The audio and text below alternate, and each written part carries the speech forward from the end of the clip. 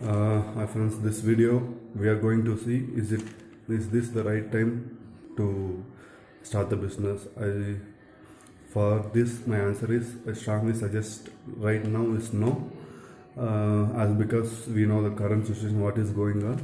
Other than that, I would say even after this corona is over, the recession will happen. So because of that, people will be not going to have money for long time. So don't start even that time also. Might be after 1 year or something.